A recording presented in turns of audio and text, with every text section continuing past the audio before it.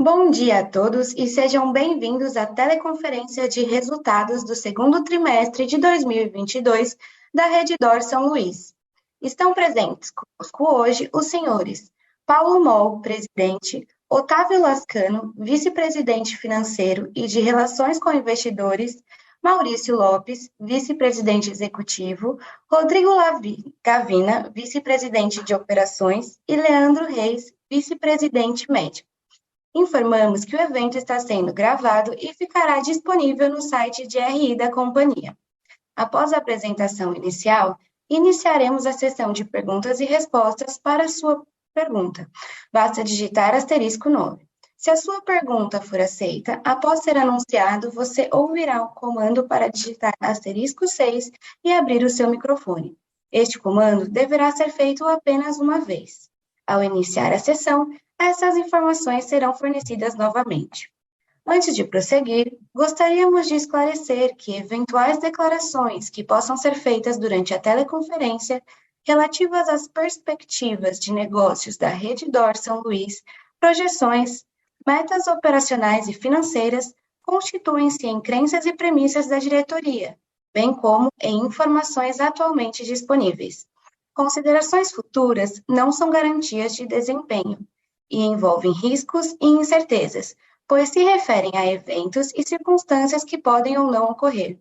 Investidores devem compreender que condições econômicas gerais, condições da indústria e outros fatores operacionais podem afetar o desempenho futuro da companhia e podem conduzir a resultados que diferem daqueles expressos em tais considerações futuras.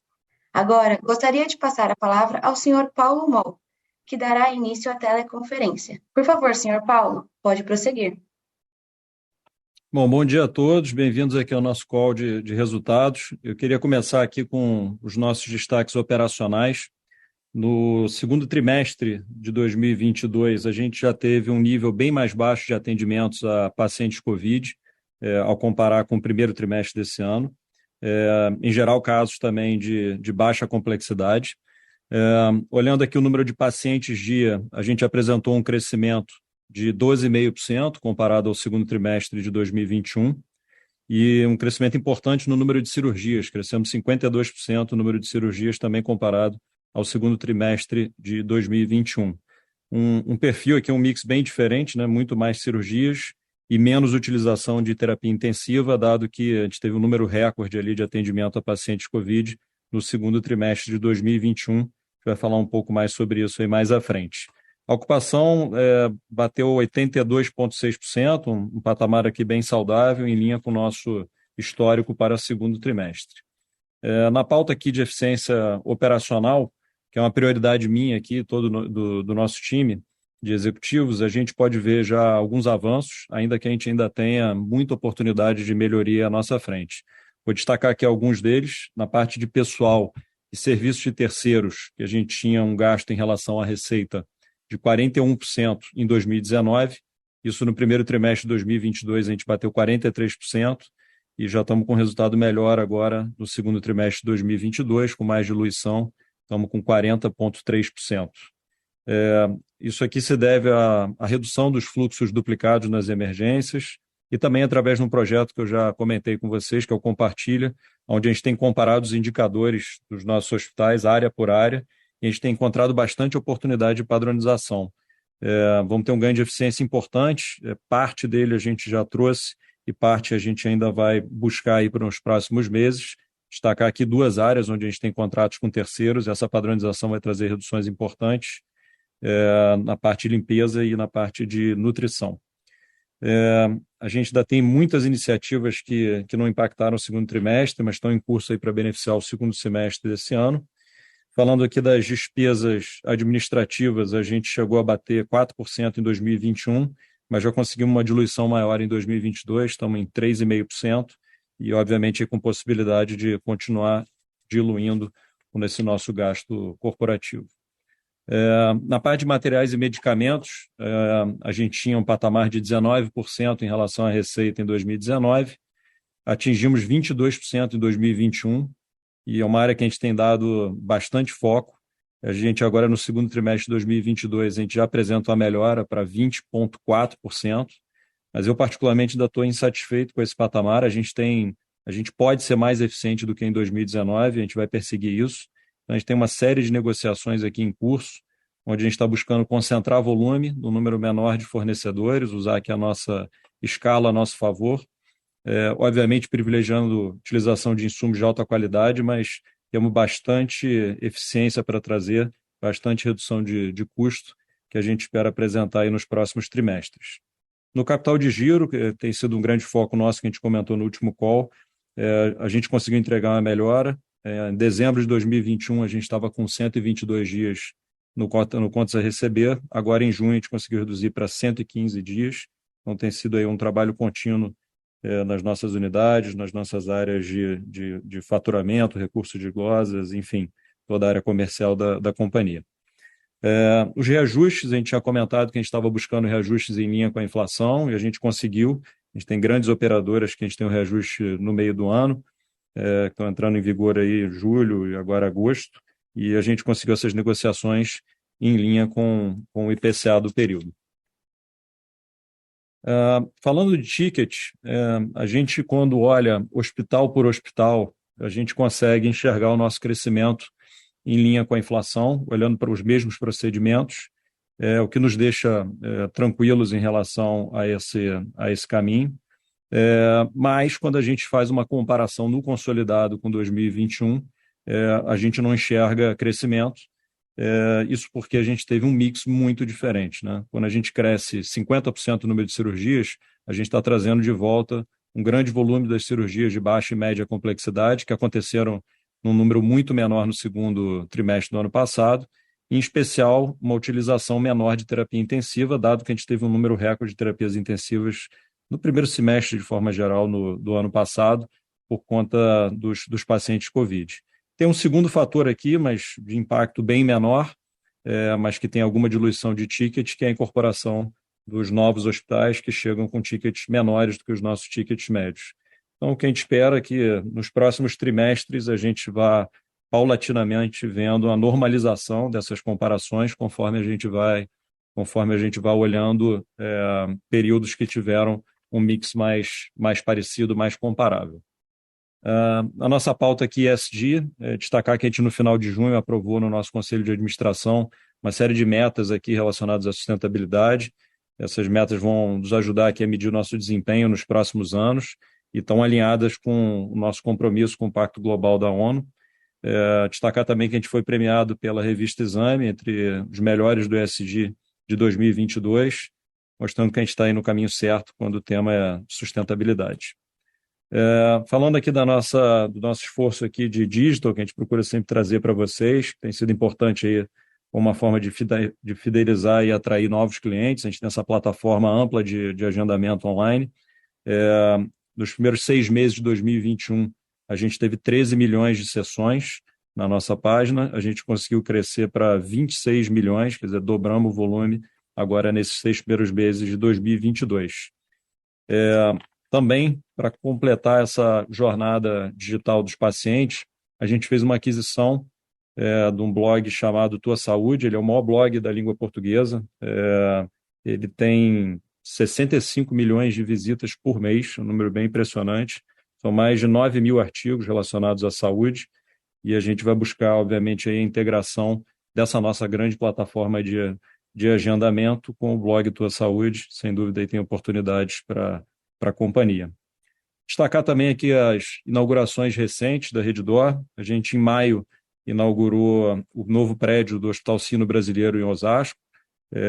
Colocamos a nossa marca São Luís, passou a se chamar São Luís Osasco. A gente, no hospital de 190 leitos, a gente adicionou mais 90 leitos e tivemos um ramp-up, como previsto, bastante rápido. Essa nova capacidade do hospital já está rodando com 85% de ocupação, que nos deixa aqui bem satisfeitos, vão ter um bom retorno desse investimento.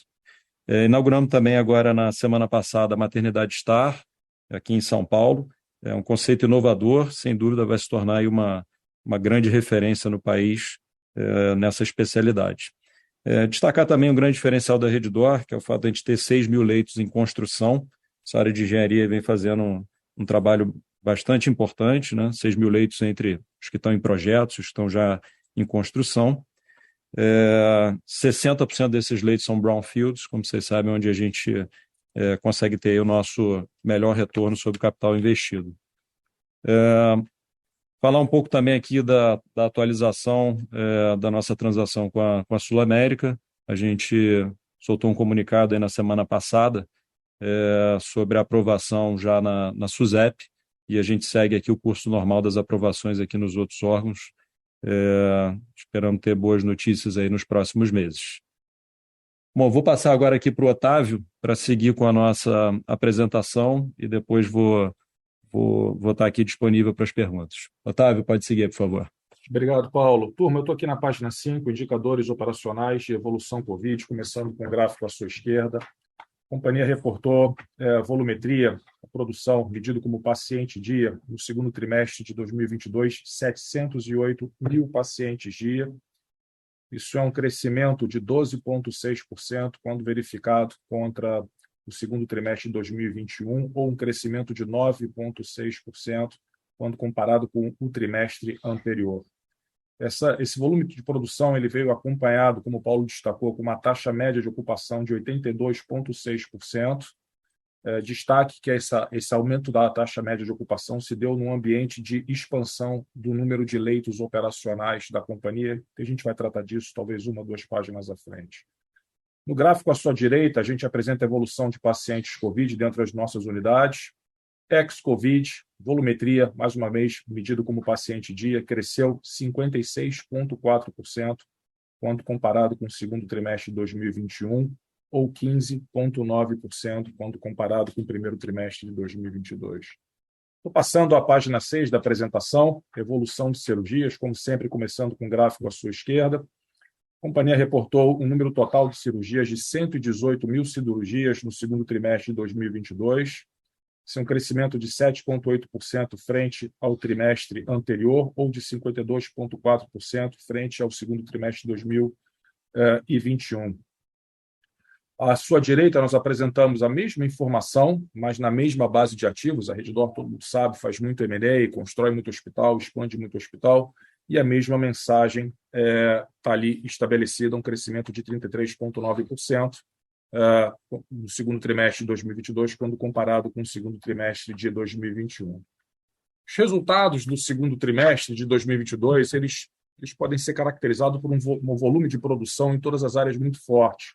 Ainda dentro do capítulo de cirurgias, e no subcapítulo cirurgia de grande porte, nós tivemos um crescimento de 5,9%, frente ao primeiro trimestre de 2022, ou de 29,5% frente ao segundo trimestre de 2021.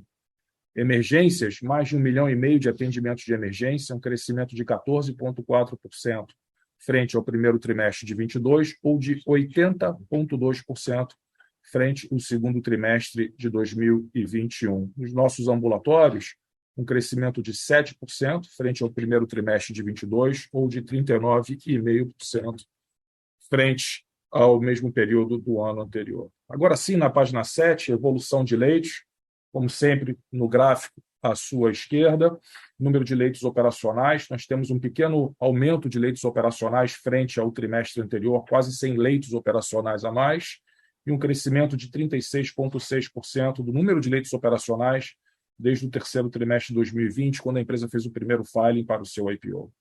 A mesma informação à sua direita, mas referente ao número de leitos totais, um crescimento de 26,3% do número de leitos totais dentro da mesma janela temporal. Nós superamos a marca de 11 mil leitos. Como o Paulo bem destacou, a companhia tem o plano de investimento, crescimento orgânico, muito bem detalhado no seu formulário de referência. São mais de 50 projetos que, em conjunto, vão adicionar ao portfólio mais de 6 mil leitos ao final do exercício fiscal de 2025. Estou passando, então, para a página número 8, receita bruta e ticket médio, o gráfico à sua esquerda. A empresa reportou no segundo trimestre de 2022 receita bruta total de mais de 6 bilhões e meio de reais, um crescimento de 9,1% frente ao trimestre anterior, um crescimento de 11,1% frente ao mesmo período do ano anterior. No semestre, receita bruta acumulada de 12 bilhões e meio de reais, 11,9% quando comparado com os primeiros 6 meses do ano passado. À sua direita, por fim, apresentamos graficamente a evolução do ticket médio. Como o Paulo bem destacou, nós temos uma mudança de mix significativa frente ao segundo trimestre de 2021. Lembro a todos que, naquela ocasião, nós chegamos a ter, por semanas, mais de 3.000 pacientes Covid simultaneamente internados em nossos hospitais. Uma mudança dramática de cenário e de mix. E, obviamente, também, como o Paulo falou, um impacto menor que está relacionado com os hospitais que foram adquiridos desde então. Na próxima página, página 9, receita bruta e ticket médio oncologia, à sua esquerda, o segmento de oncologia e fusões e terapias reportou uma receita bruta de R$ 586 milhões, um crescimento de 16,4% frente ao trimestre anterior ou de 31,4% frente ao mesmo período do ano anterior. À sua direita, apresentamos graficamente a evolução do ticket médio, trimestre contra trimestre, um incremento de 7,6%, ano contra ano, uma evolução positiva de quase 15%. Crescimento orgânico, puramente orgânico. Estou indo para a página 10, custos e despesas. Como o Paulo bem destacou, nós não estamos satisfeitos com os resultados mais recentes. A gente vem trabalhando diuturnamente para trazer a estrutura de custos e despesas da empresa para a posição que nós tínhamos pré-pandemia. Isso acontece na medida que a pandemia se torna algo mais próximo à endemia. A empresa reportou no segundo trimestre de 2022 custos dos serviços prestados de R$ 4,4 bilhões, um crescimento de 3,5%, trimestre contra trimestre, portanto, inferior ao crescimento da receita, que foi para a mesma janela temporal, que foi de 9,1%. Ano contra ano, custos dos serviços prestados aumentaram 13%. À sua direita, a apresentação gráfica da evolução de despesas gerais administrativas. A empresa reportou G&A de R$ 228 milhões no segundo trimestre de 2022, um crescimento de 7,3%, mais uma vez inferior ao crescimento do top line da companhia, e uma queda de 9,8% quando comparado com o mesmo período do ano anterior. Estou passando à página 11, EBITDA e lucro líquido. A empresa reportou um EBITDA ajustado de 1.580 no segundo trimestre de 2022, um EBITDA contábil de 1.438 na mesmo trimestre, são marcas históricas da companhia, uma margem EBITDA de 24,8%, EBITDA contábil, margem EBITDA ajustado de 27,2%. Chama a atenção de todos que nós, nesse momento de transição do setor, quando ainda se verifica uma sinistralidade muito elevada, no sistema como um todo, nós aumentamos o provisionamento de gloss em 0,5 ponto percentual, o que significa que as nossas margens da mesma base seria ligeiramente superior à margem aqui apresentada. No semestre, a empresa tem um EBITDA ajustado acumulado de 2.897, um EBITDA contábil acumulado de 2.579. À sua direita, apresentamos graficamente a evolução do lucro líquido da empresa. A empresa reportou para o período de 6 meses um lucro líquido de R$ 584 milhões, é uma redução de 33,7%. Por óbvio, está relacionado ao aumento de taxa de juros e o impacto que isso tem na linha de despesas financeiras líquida da companhia. Estou passando, então, à frente para a página 12, fluxo de caixa gerencial. Eu vou direto para a informação à sua direita. A empresa vem trabalhando bem o seu ciclo de conversão em caixa. Paulo falou aqui da redução do número de dias de recebíveis na rua. Acho que com a passagem do tempo e as melhorias todas que nós estamos impondo à empresa, na medida que a sinistralidade volta à normalidade no sistema como um todo, melhorias sequenciais que são esperadas são possíveis. Da mesma maneira, nós trabalhamos bem prazo médio de estoque, caiu de 55 dias para 49, e uma estabilidade no prazo médio de compras. Quase no final da apresentação, estou na página 13, endividamento. A empresa reportou uma dívida bruta de 29 bilhões de reais em 30 de junho, um custo médio de dívida bruta de CDI mais 0,5% ao ano, um prazo médio ligeiramente inferior a 6 anos, 21% da dívida da empresa foi contratada em dólares, mas para que não reste dúvida, essa empresa não tem tolerância nenhuma com variação cambial, então sempre que nós nos alavancamos via alguma linha de crédito denominada em uma moeda que não seja real, nós imediatamente swapamos porta a porta principal e juros para a CDI.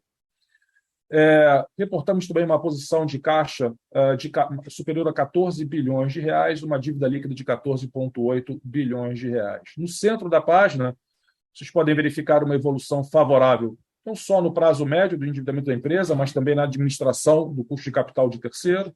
E, por fim, à sua direita, a posição de caixa e o cronograma de amortização de dívida. O saldo de caixa nos permitiria, provavelmente, amortizar todo o principal a vencer até 2027, talvez alguma parte de 2028. Bom, eu encerro aqui a apresentação de resultados. Obviamente, será um prazer receber as perguntas de todos vocês. Obrigado. Obrigado. Iniciaremos agora a sessão de perguntas e respostas. Os participantes via telefone, para fazer uma pergunta, basta digitar *9. Se a sua pergunta for aceita, após ser anunciado, você ouvirá um comando para digitar *6 para abrir o seu microfone. Este comando deverá ser feito apenas uma vez. As perguntas em inglês serão recebidas exclusivamente via texto. A nossa primeira pergunta vem do senhor Vinícius Figueiredo, do Itaú BBA. Por favor, senhor Vinícius, pode prosseguir. Bom dia, pessoal. Obrigado por pegar a minha pergunta. O primeiro tópico que eu queria abordar com vocês é em relação a tickets. Eu queria tentar quebrar um pouco a composição desse ticket flattish quando a gente compara TRI contra TRI, tentando ponderar aqui a complexidade dos procedimentos, o impacto também de aquisições, naturalmente.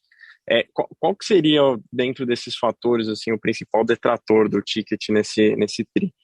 E quando a gente imagina as negociações com essas fontes pagadoras que vocês mencionaram durante o call, sendo feitas em linha com o IPCA, isso já deve causar uma aceleração forte no terceiro TRI.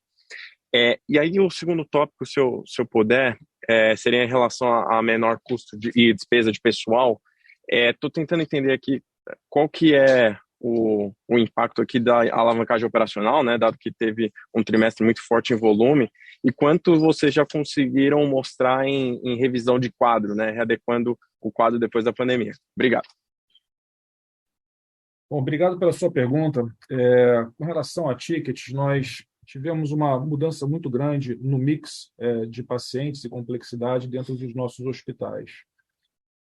Nós tivemos paciente dia UTI no segundo trimestre de 2022 superior ao mesmo indicador quando reportado para o segundo trimestre de 2021. Então, um crescimento nominal do número de diárias faturadas em UTI.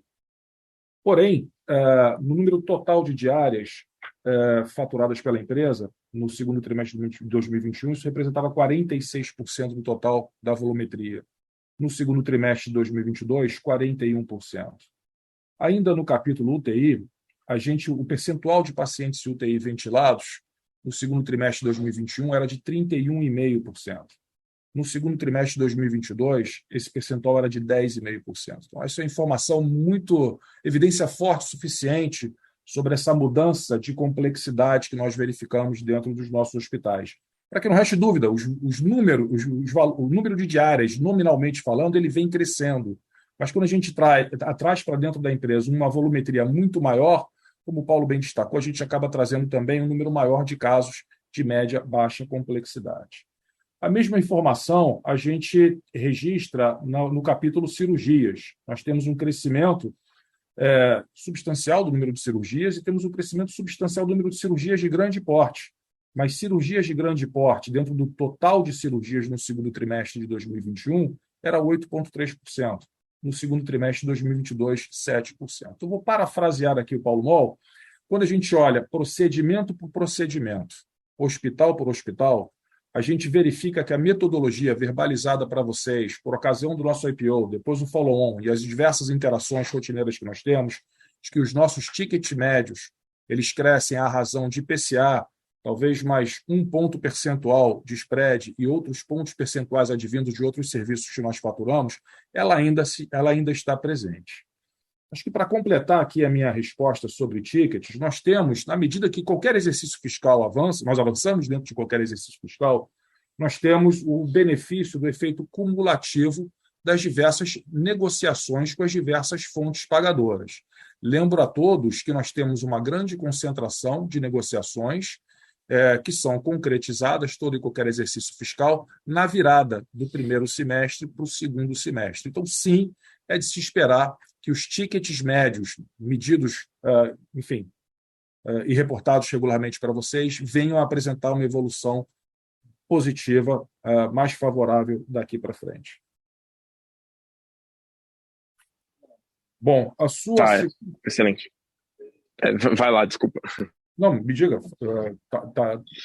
Sua pergunta... Não, eu ia justamente falar. O primeiro ponto está super respondido. Tá, perfeito. Bom, com relação à despesa pessoal, eu, pessoalmente, eu fiz aqui as análises trimestre contra trimestre, período contra período, somando a despesa de pessoal com despesas, serviços prestados por terceiros. Tá? Porque tem questões de gestão do dia a dia, primarização para cá, terceirização para lá. Eu acho que as duas linhas devem, de certa maneira, ser analisadas em conjunto. E quando a gente analisa dessa maneira, a gente vê uma compressão de gastos, tá? Da relevância dessas duas linhas, medidas como percentual da receita bruta da empresa, com a passagem do tempo. Tá? Está interessado a sua segunda pergunta, Thiago? Vinícius. Vinícius. Não, tá endereçado. E aí, sim, se eu puder só engatar aqui nesse mesmo ponto aqui de custos, quando a gente olha aqui MatMed, eu acho que ainda tem pelo que vocês comentaram durante o começo desse call, ainda tem espaço para ganhar, né? Faz sentido pensar que esse espaço adicional que dá para você ganhar de margem vindo de MatMed, ele depende de você conseguir ter um ticket expandindo? Então, assim, o que eu quero perguntar aqui no final no terceiro trimestre, dado que a gente tem uma melhora no ambiente de ticket, a gente já deve ver esse MatMed comprimindo ainda mais? Oi, Vinícius, é o Paulo falando aqui. Obviamente que o crescimento de ticket, né, o crescimento do top line ajuda a você a ter algumas diluições, mas o que a gente está falando das iniciativas que a gente ainda não teve impacto no primeiro semestre, de uma série de negociações que a gente está fazendo, em termos de concentração de volume no número menor de fornecedores, isso independe do ticket. Isso aí é redução efetiva que a gente vai ter no custo de aquisição desses insumos, com base na nossa escala e com base numa concentração maior do volume. Algumas dessas negociações a gente já finalizou, isso já vem sendo implementado, mas obviamente você tem sempre um giro de estoque, às vezes aí 30, 45 dias para isso começar a afetar os resultados, mas a gente está bastante otimista, a gente está acompanhando isso muito de perto, então acho que a gente vai ter boas notícias aí nos próximos trimestres nessa linha de materiais e medicamentos. Excelente. Não, ficou muito claro. Obrigado, Paulo. Valeu, Otávio. Obrigado. Obrigada. A nossa próxima pergunta vem do senhor Gustavo Miele, da Goldman Sachs. Por favor, senhor Gustavo, pode prosseguir. Bom dia, Paulo, Otávio, demais executivos. Obrigado pela apresentação. São duas perguntas aqui do meu lado. Primeira, relacionada a capital de giro da companhia, mais especificamente na linha de dias de estoque, né? Acho que nos chamou a atenção aqui a redução sequencial de 6 dias nessa linha que vocês reportaram. Eu queria entender basicamente se tem, primeiro, algum efeito sazonal nessa performance e, segundo, principalmente, né, se tem alguma mudança de política aqui em relação à gestão de estoque de segurança da companhia em relação ao que a gente estava vendo nos últimos trimestres, né? Esse número ele chama atenção principalmente vis-à-vis o maior conservadorismo da indústria, acho que não só hospitalar como farmacêutica em relação à gestão de um estoque um pouco mais seguro. Entender um pouco a política aqui, a dinâmica, como que isso se alterou tri contra tri. E uma segunda pergunta um pouco mais objetiva, né? Queria só, enfim, que vocês pudessem dividir conosco um update em relação a credenciamento para os novos leitos que a companhia propõe construir, enfim, no médio prazo, né? Principalmente para os greenfields, se as conversas aí com as fontes pagadoras elas têm evoluído ao longo dos últimos meses, se o foco tem sido em estender parcerias com os parceiros, com as fontes pagadoras atuais do portfólio da companhia, ou se tem, de repente, algum novo parceiro que a companhia prospecta relevantemente olhando para frente. É isso, pessoal. Muito obrigado. Bom, com relação, eu vou pegar a primeira pergunta aqui, capital de giro, estoque. Obviamente, durante a pandemia, e como sempre, nosso foco principal aqui é no melhor desfecho clínico possível para os pacientes e para a continuidade das operações, né? O cenário de ruptura aqui de operações aqui não existe, né? A gente viu isso em alguns lugares nos momentos mais críticos da pandemia, mas certamente aqui na Redditor isso não aconteceu. E na medida que a pandemia se torna mais um evento tipo endemia, nós nos sentimos confortáveis para trazer os níveis de estoque, medido como dias de estoque, para os padrões mais próximos daqueles números reportados historicamente pela companhia. É isso, Gustavo. Vou pegar aqui, Gustavo, a segunda pergunta aqui sobre os credenciamentos. Eu acho que a melhor maneira de você olhar para isso é olhar os últimos greenfields, né? Os brownfields são expansões de hospitais, não passam por negociações de credenciamento, e até onde a gente vai adicionar mais leitos aí, olhando para o futuro. Mas olhando os greenfields, que é onde a gente senta com as operadoras para buscar as negociações, a gente vem conseguindo inaugurar as unidades. Aí você pode olhar historicamente, vindo do São Luís São Caetano, passando pelo Glória D'Or, e agora com a inauguração que a gente teve efetivamente ontem, com os primeiros pacientes aqui na Maternidade Star, a gente vem conseguindo inaugurar essas unidades já com um amplo credenciamento. Então, em todas elas, a gente largou com um conjunto bastante amplo de operadoras já credenciado, que nos dá mais velocidade para fazer o ramp-up. Os futuros greenfields vão ser negociados à época, né? Não existe uma negociação com tanta antecedência assim, mais próximo das inaugurações, a gente vai engajar nas conversas. Agora, a gente escolheu os locais para os nossos greenfields, áreas que a gente entende que tem uma carência muito grande de leitos, ou pelo menos de leitos de qualidade, com o tipo de posicionamento que a gente vai colocar. Então, Campinas, Guarulhos, Alphaville, falando aqui dos nossos maiores greenfields, eles têm essas características, então por isso a gente está bastante positivo e bastante otimista com os credenciamentos dessas unidades. Perfeito, está claro. Paulo, Otávio, obrigado pelas respostas. A nossa próxima pergunta vem do senhor Samuel Alves, do BTG Pactual. Por favor, senhor Samuel, pode prosseguir. Bom dia, Paulo, Otávio, Maurício. Oi, acho que tinha cortado meu áudio aqui. Bom dia, Paulo, o Otávio, os demais diretores, bom dia a todos. São duas perguntas aqui do nosso lado. A primeira é sobre a performance de margens em julho. Na ocasião do call, né, do trimestre passado, né, vocês passaram uma cor interessante, né, de custo de MATMED e despesas administrativas com relação à receita para abril, né? Queria saber se vocês teriam esses números para compartilhar com a gente agora com relação a julho. E uma segunda pergunta é sobre crescimento orgânico, né, ou same-store sales, né? A gente é um pouco difícil de fazer essa conta, né, porque ela envolve algumas premissas, mas quando a gente tenta tirar aqui a contribuição dos M&As, né, no trimestre, a gente chega num crescimento orgânico no segundo TRI na casa aí de mid-single digit, né? Queria saber se esses números aí para vocês faz sentido, né, olhando o ano contra ano, ou se não, né, seria uma outra magnitude desse número. É isso, muito obrigado. Samuca, eu vou pegar aqui a primeira pergunta, estou aqui buscando a informação para endereçar a segunda enquanto isso.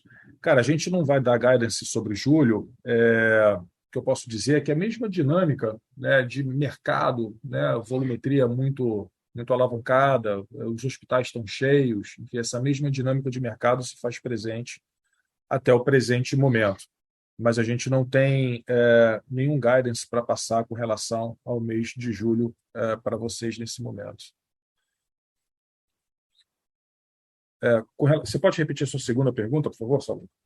A segunda é com relação ao crescimento orgânico da companhia no ano contra ano, no segundo trimestre. Se vocês teriam esse número para compartilhar com a gente, se um mid-single digit ano contra ano faz sentido. Samuca, o que a gente está verificando é uma volumetria parecida, mas com nível de complexidade mais elevado. É isso que a gente está verificando sem store sales. Perfeito, obrigado. A nossa próxima pergunta vem do senhor Joseph Giordano, do JP Morgan. Por favor, senhor Joseph, pode prosseguir. Olá, bom dia a todos, bom dia Paulo, Otávio, obrigado pela minha pergunta. São duas, na verdade. A primeira, olhando um pouco para a estratégia de Brownfield, me parece que o ramp-up tem sido muito mais rápido do que a gente imaginava, então eu queria até entender um pouco como é que vocês têm visto a complexidade marginal, né? Porque entendo que vocês estão endereçando hospitais que estão, entre aspas, estourados já, então eu queria entender se a complexidade incremental ela vem em níveis parecidos ao que você tem no legado. E a segunda pergunta, e acho que a gente fala muito pouco disso, é toda essa estratégia ambulatorial da companhia, né? Então, de um lado a gente tem algo mais tangível, que vocês até reportam para a gente, que é o lado de oncologia, que tem indo super bem, mas a gente tem duas verticais que a gente fala menos, tá? A de diagnóstico e principalmente essas torres de consultórios que vocês colocam do lado dos hospitais. Então, eu queria entender hoje como é que vocês estão trabalhando o credenciamento disso e como talvez a Sul América pode mudar ou acelerar essa estratégia. E aí, por último, se vocês têm algum update aí de CAD, estimativa de timing para a conclusão, dado que no âmbito de SUSEP já foi aprovado. Obrigado. Oi, Joe, tudo bem? Bom, falando aqui dos brownfields, vou te falar do mais recente aqui como exemplo, né, que foi um crescimento importante aí de leitos no hospital lá de Osasco, né, um hospital de 190 leitos, que a gente adicionou mais 90 leitos. A gente não viu uma diluição de ticket ou de complexidade nesse hospital. Então, a gente conseguiu efetivamente aí ter um crescimento importante com todos os ganhos de alavancagem operacional, né? Você sabe que um hospital que roda, por hipótese, com 6 funcionários por leito, quando você adiciona leitos, você contrata 3 funcionários por leito, então você tem uma alavancagem operacional importante, e essa é a razão da gente ter retornos melhores aí, nos brownfields até do que nos greenfields ou nos M&As. Obviamente, os greenfields e M&As vão trazer as oportunidades para os futuros brownfields, depois que esses hospitais já amadurecerem esse conjunto inicial de leitos, mas realmente a estratégia de crescimento por brownfield sempre foi uma estratégia que é prioritária aqui dentro da companhia pelos retornos que ela oferece e uma execução mais simples e de baixo risco. Falando aqui da parte você perguntou a segunda parte do teu questionamento, que é a parte ambulatorial, diagnóstico, a gente vem procurando investir, oferecer na medida que a gente tenha o espaço físico para isso também, estruturas melhores para o atendimento desses pacientes que procuram nossas unidades, não só para emergência, ou obviamente usam a área diagnóstica por estarem internados, mas também o paciente externo na parte diagnóstica. Vários hospitais a gente conseguiu ter áreas dedicadas a esse paciente, para que a gente tenha um fluxo que não se misture com o fluxo da emergência e possa oferecer uma experiência melhor para esse paciente. Portanto, a nossa estratégia de crescimento diagnóstico tem sido muito orgânica, oferecendo esse tipo de experiência para o cliente. Na parte de atendimento de consultas, especialidades, o que a gente procura é ter uma jornada completa aqui do paciente, né, onde a gente possa efetivamente ter um olhar para esse paciente que eventualmente procurou a nossa emergência ou tem depois a necessidade de algum outro procedimento, que a gente tenha a continuidade no atendimento dele. Isso obviamente traz benefícios para o paciente, para que ele não se perca dentro de uma rede credenciada tão ampla. Então, a gente que conhece aqui já o paciente, que já tem contato com ele, poder ter uma visão de coordenação do cuidado dele de ponta a ponta, tem sido muito positiva.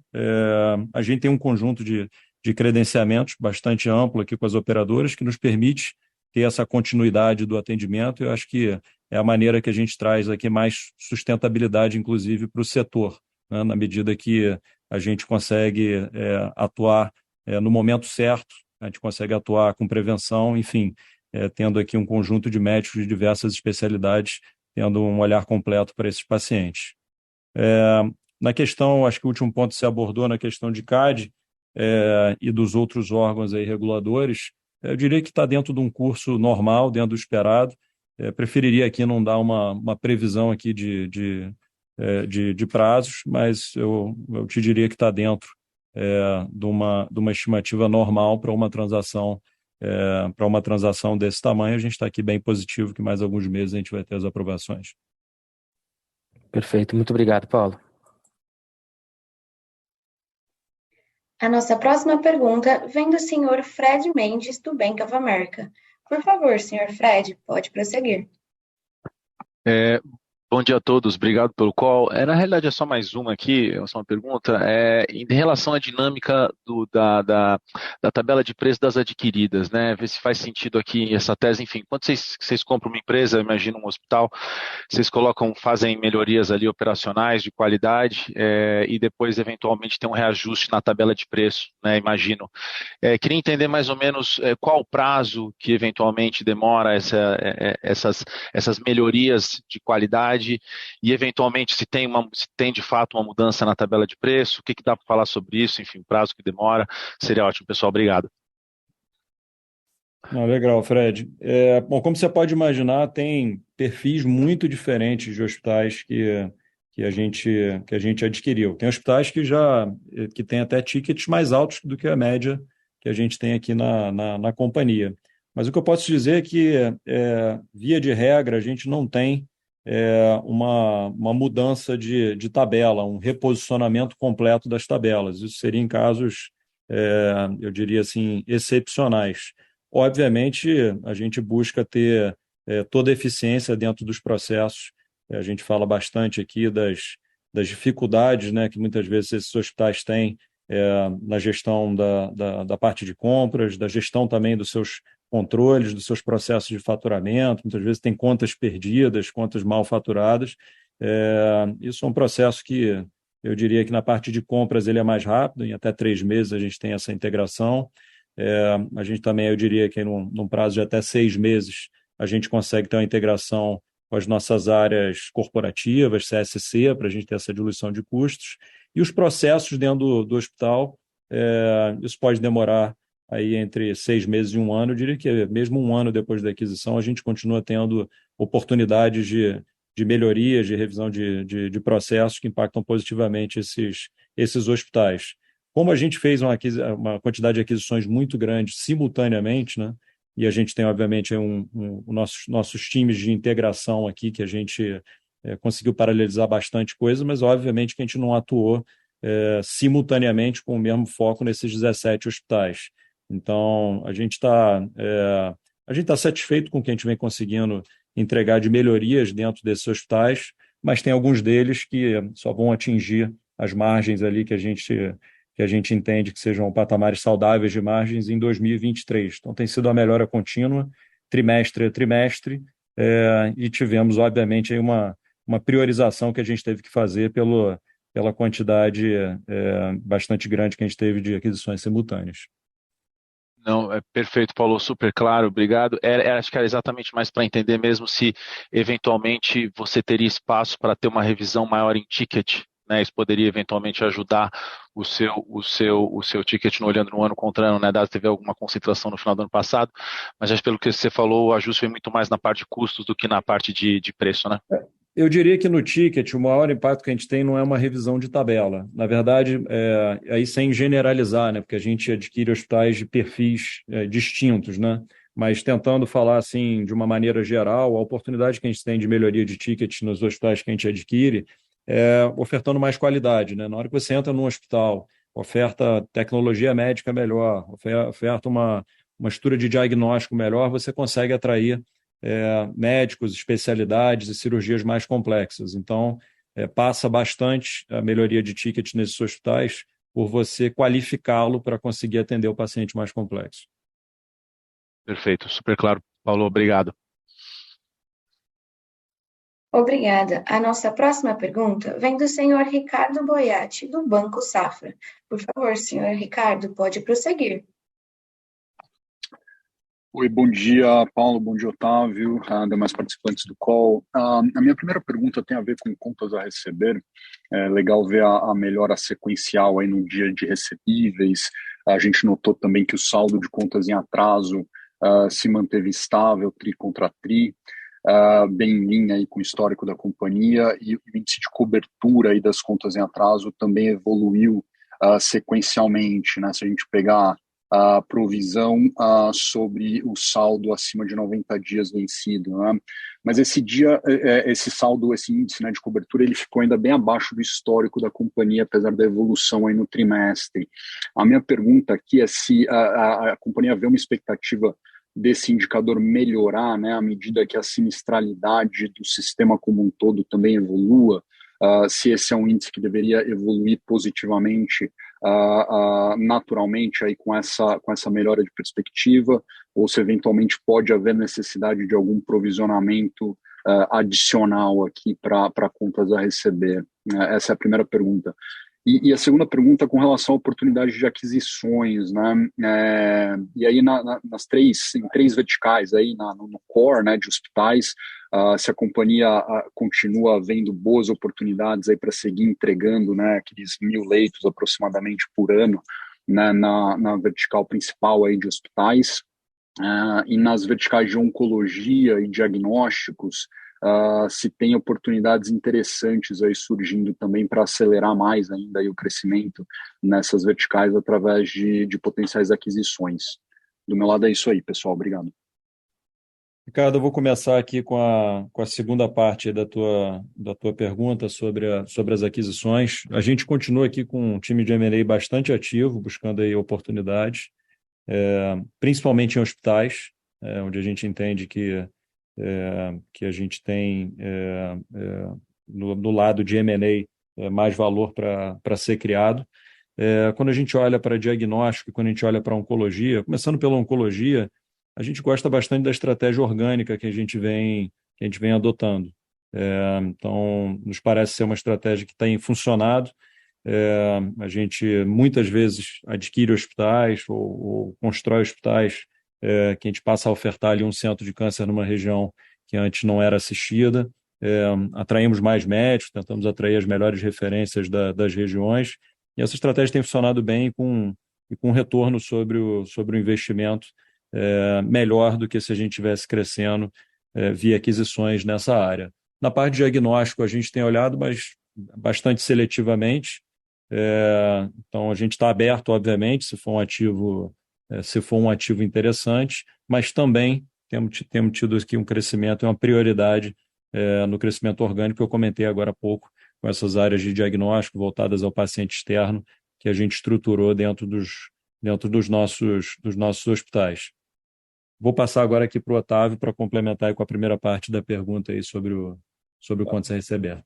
Boiati, nós entendemos que os índices de cobertura da companhia eles tendem a melhorar com a passagem do tempo. Você viu que nesse momento de transição, quando o sistema como um todo tem um nível de sinistralidade mais elevado, nós inclusive reforçamos aqui o provisionamento para a glosa. E dentro da mecânica, rotina de faturamento, cancelamentos, provisionamento, nós temos a opinião muito forte de que os nossos índices de cobertura hoje estabelecidos, eles são absolutamente conservadores para a gente tocar o nosso negócio à frente. Tá? Tá bom, Otávio. Muito obrigado. Obrigado, Paulo. Antes de passar a palavra para o moderador, eu queria voltar à pergunta do Samuel do BTG, que eu acho que não foi devidamente respondida. Eu não gosto de deixar nenhuma pergunta não atendida. A pergunta foi sobre volumetria, same-store sales. Nós tivemos um aumento de 7,6% no volume de diárias faturadas entre o primeiro trimestre de 2022 para o segundo trimestre de 2022. Importante destacar que os hospitais nessa base de same-store sales eles tiveram uma taxa média de ocupação de 84%. A comparação com o segundo trimestre de 2021 ela fica prejudicada, porque lá no segundo trimestre de 2021 era aquele quadro, mais uma vez, mais de 3 mil pacientes Covid simultaneamente dentro dos nossos hospitais por semanas, e naquela ocasião 31% do paciente dia era relacionado com Covid. No segundo trimestre de 2022, apenas 4% dos pacientes dia eram relacionados com Covid. Mas ainda assim, uma estabilidade na volumetria, na produção. Espero assim ter atendido a pergunta devidamente. Obrigada. A nossa próxima pergunta vem do senhor Maurício Cepeda, do Credit Suisse. Por favor, senhor Maurício, pode prosseguir. Oi, Paulo, Otávio, Maurício, Leandro, obrigado pelo espaço. Eu voltar um pouco na questão do ticket versus ocupação, né? Eu sei que o Otávio respondeu bastante em relação ao ano passado, mas em relação ao quarter anterior, ao primeiro quarter, né, eu queria entender se essa ocupação de menor ticket ela pode ter alguma relação com mais internação clínica, ou se houve aumento de permanência em leito, né, para o mesmo número de cirurgias. Aparentemente sim, né, pelo número de diárias por cirurgia. E se em qualquer uma dessas circunstâncias, né, seja por um aumento de permanência, internação clínica ou mesmo um número de pacientes maior, possa estar havendo alguma pressão em relação às fontes pagadoras por utilização que possa prejudicar futuramente, ou agora ou futuramente, os aumentos de ticket. Essa é a minha primeira pergunta. E a segunda, em relação a pessoal, né, a gente vê que realmente tanto o pessoal foi um ganho importante, até em termos absolutos. Se isso parece ser um nível sustentável, se tem relação com sinergias ainda de integradas ou alguma otimização de operações. E na parte de serviços de terceiros, a gente vê que até em relação à receita líquida aumentou um pouquinho. Se isso tem a ver mais com os honorários médicos ou se tem a ver com a linha, como eu estava falando, né, primarizar, terceirizar, se acabou sendo uma terceirização maior de serviços terceiros. Obrigado. Eu vou começar aqui, Cepeda, comentando, depois o Otávio, se precisar, adiciona. Mas a gente vem nas nossas interações aqui com as operadoras, né, acho que no centro aqui da tua pergunta, a gente vem mostrando nos nossos hospitais, na verdade, uma redução dos tempos de permanência. E mesmo comparando aos nossos períodos pré-pandemia, né? Em relação à pandemia, é uma redução grande, porque você lembra que os pacientes Covid tinham uma permanência longa, isso puxava o tempo médio de permanência a patamares altos. E aqui na Redditor a gente vem sempre comparando os nossos níveis de eficiência, a gente olha os dados, por exemplo, da ANAP, que são publicados, né, ali com 100 e poucos hospitais de referência no Brasil, e a gente vem entregando consistentemente tempos de permanência inferiores ao que a ANAP entrega, e também nos indicadores técnicos, que a gente também aqui usa bastante aqui nos nossos debates aqui com os nossos parceiros. A gente vem também conseguindo índices técnicos aqui, uma série de indicadores que a gente mede, que também a gente tem a oportunidade de comparar, tanto na ANAP, como também no universo lá do EpiMed, que mede várias terapias intensivas pelo Brasil. Aliás, a gente ficou com um número recorde de terapias intensivas entre as melhores do Brasil. A EpiMed, junto com a AMIB, Associação Médica de Terapia Intensiva Brasileira, ela elege as top performers, e a Redditor teve um número recorde, foram 30 e poucas unidades nossas que ficaram entre as 100 melhores do Brasil. Então, a gente vem entregando aqui no aspecto técnico, no aspecto de permanência, resultados aqui muito superiores ao mercado, que nos ajudam aqui na nossa relação com as operadoras aqui, com os nossos parceiros. Na parte de pessoal, a gente vem fazendo o nosso dever de casa. Obviamente que hospitais adquiridos vêm com estruturas muito diferentes das nossas. Você tem toda a oportunidade de integração das áreas administrativas, das áreas corporativas. É comum esses hospitais gastarem entre 10% e 15% da sua receita nessas áreas, enquanto que aqui na rede como um todo a gente está gastando aí 3,5%. Então, tem esse tipo de oportunidade. Nem todos os hospitais a gente terminou ainda essa integração, ela tá em curso, muitas vezes ela passa por alguma mudança de de sistemas e, obviamente, a gente tem, como eu falei aqui, uma fila aqui de prioridades, então a gente ainda tem esse tipo de oportunidade e, obviamente, dentro do próprio hospital, como a gente tem aqui um universo muito grande de hospitais para comparar, para buscar as boas práticas, a gente também, área por área, vai olhando esse tipo de oportunidade e a gente ainda tem à nossa frente aí uma série de iniciativas aí, de oportunidades mapeadas que a gente ainda vai colher os benefícios. Perfeito. Desculpa. Paulo e Cepeda, se eu puder complementar, Cepeda, ano contra ano, como a gente já afirmou aqui reiteradamente, tem uma mudança muito grande no mix dos pacientes dentro dos nossos hospitais, mas trimestre contra trimestre o perfil é muito parecido. Nós temos um aumento do número de pacientes dias em UTI, trimestre contra trimestre, mas ainda assim, nos 2 trimestres, dentro do total de pacientes dias da volumetria da empresa, UTI representou os mesmos 41%. O mesmo a gente pode falar sobre cirurgias, né, de grande porte, tem um aumento, sim, do valor número nominal, né, o número de cirurgias de grande porte, mas dentro do total de cirurgias também, nos 2 trimestres, 7%. A mudança que a gente teve, mais significativa, foi o percentual de pacientes UTI ventilados, caiu de 14,4% para 10,5% dos pacientes em UTI. Essa é a única mudança. Perfil de paciente trimestre contra trimestre. Perfeito. E a questão dos serviços de terceiros ter aumentado um pouco a relação com a receita líquida tem a ver com aumento de participação dos honorários médicos, dado que o ticket caiu um pouco? Qual é, digamos assim, o fator-chave dos serviços de terceiros no quarter a quarter? Cepeda, na verdade, o impacto de terceirizações. Então, por isso que a gente gosta de olhar, o Otávio mencionou isso no início, junto com o pessoal. Então, você tem, eventualmente, hospitais que tinham algum serviço que foi terceirizado, e aí você tem um impacto ali de redução em pessoal, mas, consequentemente, um aumento ali no serviço de terceiros. A gente não tem nenhuma deterioração na parte de serviços médicos. Pelo contrário, a gente vem, por conta daqueles fluxos duplicados de emergência que a gente comentou, que a gente está descontinuando na maior parte dos hospitais, a gente tem a tendência até de redução e de diluição dessa linha.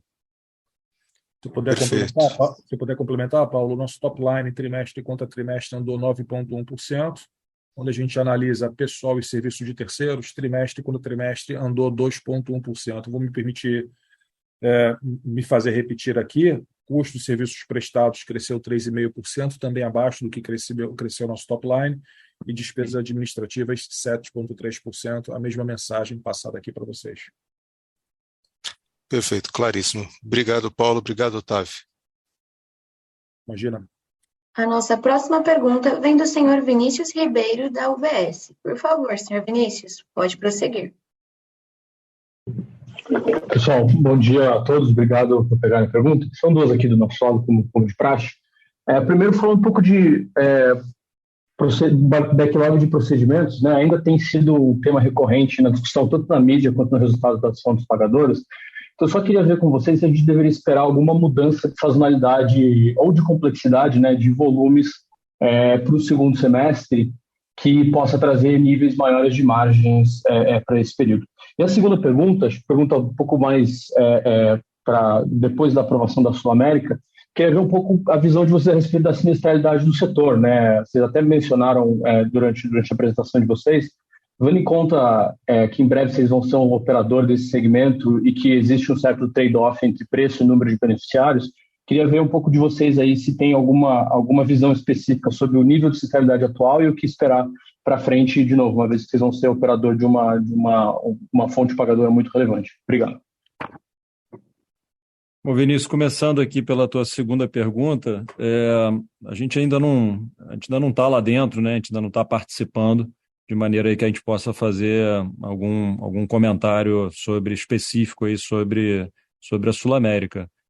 Falando do setor como um todo, a expectativa que acho que todos têm é de meses de sinistralidade mais baixa agora nos próximos meses, fruto, eu diria, principalmente dos reajustes, né, a safra de reajustes que foi dada, tanto de PME como outros, o que deve normalizar aí os índices, essa expectativa, ou pelo menos esperar que essa sinistralidade ceda em relação aí aos últimos meses, que foi num patamar muito alto.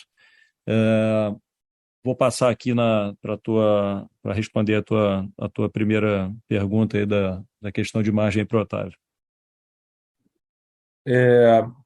Olha, o que a gente pode afirmar sobre backlog é que a gente tem, nesse momento, as mesmas tendências, a mesma dinâmica de mercado que nós tivemos presente no segundo trimestre, né? Eu acho que essa é a sua pergunta, Vinícius. Se eu estou enganado, por favor, me corrija aqui. É isso, Otávio, mas só se eu puder entender um pouquinho melhor, o setor tem uma sazonalidade muito particular, né? Segundo os tris são geralmente mais fortes, o terceiro tri acaba sendo também forte, mas um pouco mais fraco. E aí, quando a gente pensa um pouco nessa dinâmica do backlog e também um pouco da volumetria que a gente tem visto no resultado das operadoras, né? A expectativa de vocês é que essa volumetria um pouco mais alta, até a complexidade também um pouco mais alta, se mantenha para o segundo semestre, ou existe a impressão de que esse backlog de alguma maneira já foi, digamos, resolvido? Eu acho que essa é a pergunta de $1 trilhão, né, para todo mundo do setor, né? O que eu posso te afirmar é que, nesse momento, as mesmas tendências, a mesma dinâmica de mercado, do segundo trimestre, ela está presente aqui na Redditor. Os hospitais estão bastante cheios, os volumes estão aparecendo, tem todas essas tratativas de reajuste de ticket médio, que o Paulo explorou muito com vocês todos ao longo desse call. Enfim, tem tudo para o segundo semestre ter resultados muito saudáveis sendo reportados pela Redditor. Estou indo tão longe quanto eu posso ir, Vinícius. Perfeito. Se você me permitir. Não, justíssimo. Obrigado pelas respostas, muito claro. A nossa próxima pergunta vem do senhor Arthur Alves, do Morgan Stanley. Por favor, senhor Arthur, pode prosseguir. Bom dia, pessoal. Obrigado, Paulo, por pegarem minhas perguntas. Duas mais ou menos no mesmo tópico, tá? Agora que passou a PEC dos enfermeiros, a gente vê companhias falando que vai tomar um sentido judicial, que não tem muita clareza do governo, ou da troca de técnicos por auxiliares. Eu gostaria de saber como que está a visão da empresa de como proceder e como a gente vê que o resto do setor opera com margens bem baixas, bem menores do que as empresas de capital aberto, inclusive vocês têm uma margem muito superior à média do mercado. A gente gostaria de saber se isso vai permitir um pouco melhor a consolidação e se vocês veem movimentos nesse sentido. Muito obrigado. Bom, Arthur, como está todo mundo aí acompanhando, né, a gente teve a aprovação no Legislativo e no Executivo do piso, e existe uma discussão agora no Judiciário, e as próprias entidades aí têm participado aí dessa discussão, fora outras ações aí regionais. Então, a gente aqui está em compasso de espera para entender o desfecho disso, nossa área jurídica está acompanhando e para a gente tomar as medidas corretas no momento correto. De fato, esse piso sendo implementado, principalmente para os hospitais pequenos e médios, vai ser um impacto muito grande, né, dentro do resultado deles. Eu diria até que muitos deles, eventualmente, saindo aí de um resultado positivo para um resultado negativo. Obviamente, quando você tem uma medida como essa, você acelera a consolidação, né? Certamente alguns dos pequenos hospitais vão ter muita dificuldade aí de se manter operacionais, considerando todo esse impacto. Mas estamos aqui em compasso de espera e aguardando os posicionamentos aí das áreas jurídicas e aí do Judiciário. Obrigado, pessoal, bem claro. Encerramos neste momento a sessão de perguntas e respostas. Devido à restrição de tempo, eventuais perguntas enviadas pelo webcast serão respondidas posteriormente pela companhia. Gostaria de passar agora a palavra ao senhor Paulo Moll para as considerações finais. Fica aqui um agradecimento à presença no nosso call de resultados, agradecer também especialmente aos nossos investidores aí pela confiança e espero estar em breve aí com vocês de novo. Um abraço aí a todos. Obrigada. A teleconferência da Redditor São Luís está encerrada. Agradecemos a participação de todos e tenham uma boa tarde.